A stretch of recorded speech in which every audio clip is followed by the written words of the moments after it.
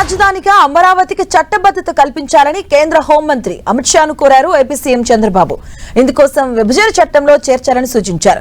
అమరావతికి పార్లమెంటు ద్వారా చట్టబద్ధత కల్పించడం వల్ల రాష్ట్రంలో మరింత వేగంగా అభివృద్ధి జరుగుతుందన్నారు. అంతేకాకుండా రాష్ట్ర ప్రజల ఆశ నెరవేర్చినట్లవుతుందని విజ్ఞప్తి చేశారు. వచ్చే పార్లమెంటు సమావేశాల్లో ఇందుకు సంబంధించిన బిల్లు ప్రవేశపెట్టి ఆమోదించాలని రిక్వెస్ట్ చేశారు. నిన్న ఢిల్లీకి వెళ్లిన ఏపీ సీఎం చంద్రబాబు రాత్రి కృష్ణమేనన్ మార్గంలోని హోంమంత్రి నివాసంలో అమిత్ షాతో భేటీ అయ్యారు. కొత్తగా తీసుకొచ్చినటువంటి గ్రామీణ ఉపాధి హామీ చట్టం కింద చేపట్టే పనులకు కేంద్ర రాష్ట్ర ప్రభుత్వాలు 60:40 నిష్పత్తిలో వాటా సమకూర్చాల్సి ఉంది. ఇక దీనిలో ఏపీకి ప్రత్యామ్నాయ వెసులుబాటు కల్పించాలని కోరారు. ఫిబ్రవరి 1న ప్రవేశపెట్టబోయే కేంద్ర బడ్జెట్లో ఏపీకి తగిన ప్రాధాన్యం ఇవ్వాలని అమిత్ షాకు చంద్రబాబు విజ్ఞప్తి చేశారు. రాష్ట్ర ఆర్థిక పరిస్థితులు వివరించి తగిన సహాయ సహకారాలు అందించాలని కోరారు.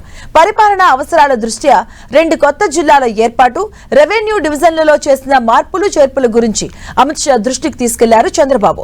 గత ప్రభుత్వ హయాంలో ధ్వంసమైన మౌలిక వసతులను పునరుద్ధరించడానికి మూలధన వ్యయం కోసం తగిన ఆర్థిక వనరులు కల్పించాలన్నారు సీఎం చంద్రబాబు.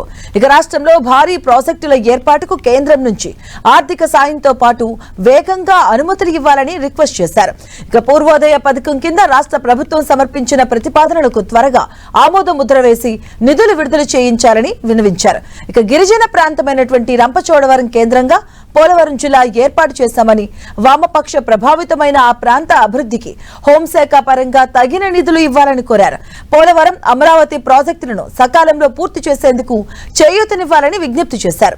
ఇక విశాఖపట్నం పెట్టుబడుల సదస్సులో కుదుర్చుకున్న ఒప్పందాలకు అనుగుణంగా పరిశ్రమల ఏర్పాటుకు తీసుకుంటున్న చర్యలను అమిత్ షాకు వివరించారు. పోలవరం ప్రాజెక్టు పనుల పురోగతి గురించి వివరించారు సీఎం. ఇక అమిత్ షాను కలవడానికి ముందు చంద్రబాబు ఢిల్లీలోని తన అధికారిక నివాసం జన్పద్ లోని ఎల్జీ సంస్థ ప్రతినిధులతో భేటీ అయ్యారు.